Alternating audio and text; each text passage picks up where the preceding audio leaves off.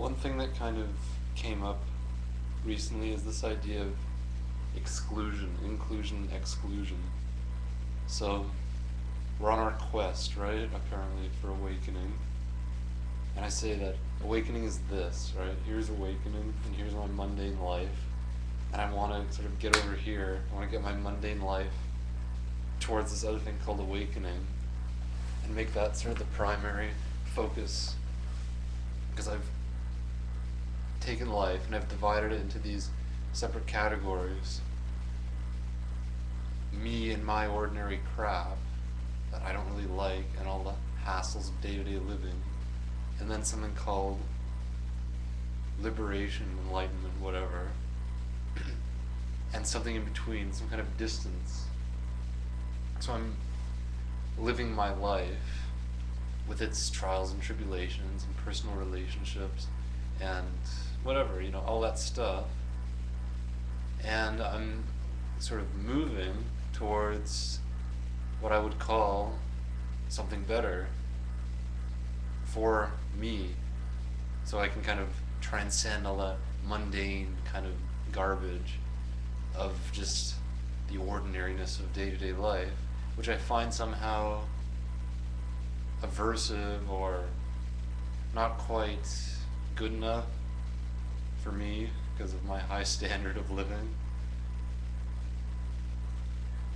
So really this pointing is an attempt to illuminate the all-inclusive nature of what is, of awareness, or whatever we call it, beingness. That the nature of what is would have to include and not have to split reality into subdivisions or anything like that. So my life, people look for solutions to my life, what they conceptualize as my life.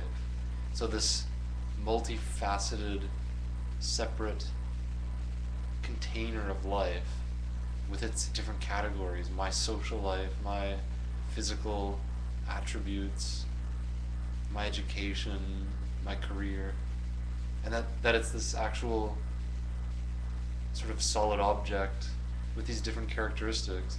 And then we look at this other thing called my awakening, or my quest towards realization. And so we try to integrate things based on our preconceived notions, instead of just starting from the fact of inclusion, starting from the fact that what is all inclusive anyway, and that nothing needs to actually be gotten rid of, because the nature of this presence is illuminating the whole thing right now. So this awareness is conscious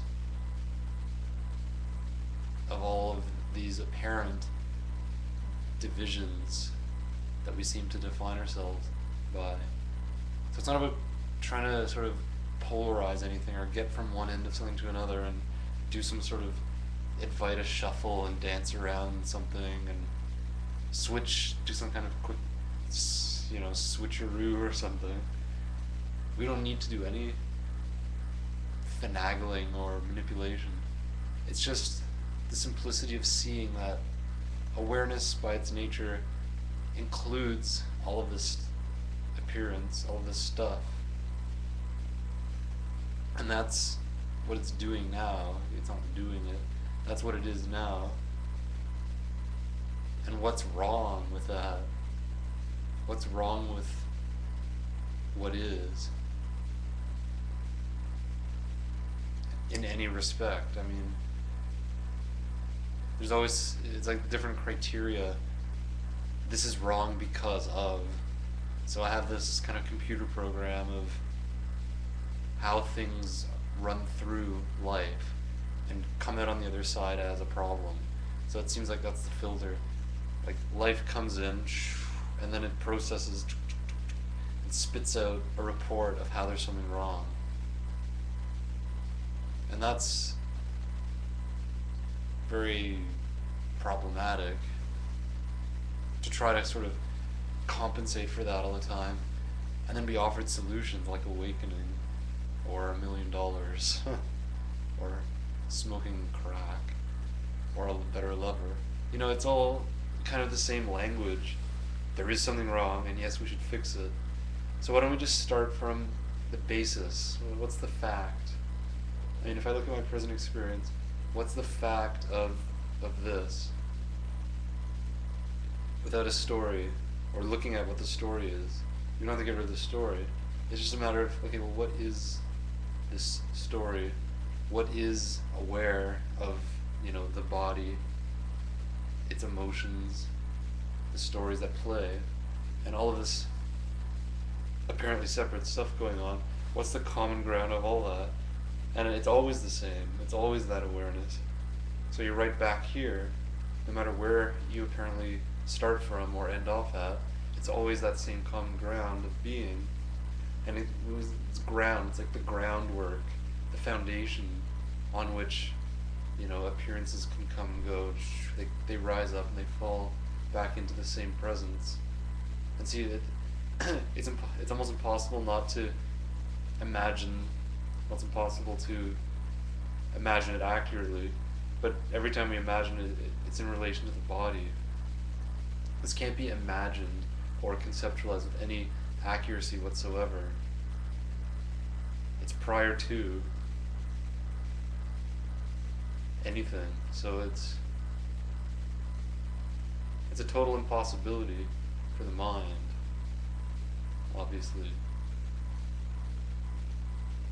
And, you know, we can spin out all kinds of words about how this kind of stuff works, or what this is.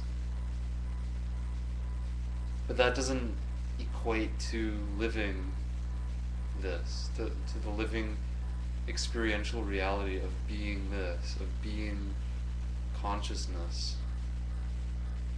It doesn't measure up to anything if we believe or see this in a conceptual way or any of that sort of stuff. If it's not translating to living free, then we might as well just make a religion or something, or sell it as a self-help manual or something like that. Because if it's not being sort of lived, not that there's anything separate to do sort of a program of living a teaching or any of that, but it is a living,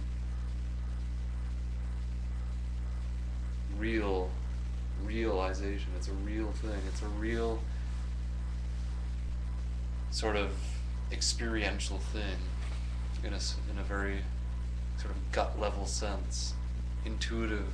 It's an intuitive recognition here that life is complete unto itself, expressing as all of these manifestations, some of which the mind labels good and bad. So that's the first step into duality. Like, I know what's good and bad. I'm me, and here's the other, and I'm kind of in this fluctuation of compulsive labeling and believing in what that is.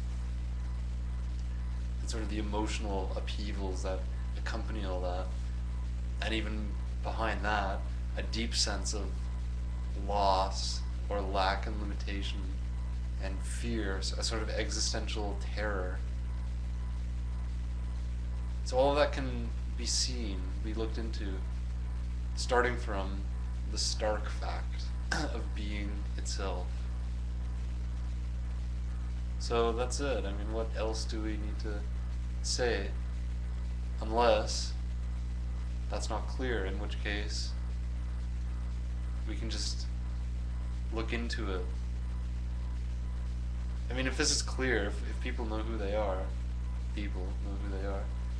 then, you know, it's just sort of an entertainment value. It's not an important quest or necessary endeavor to deconstruct anything or whatever.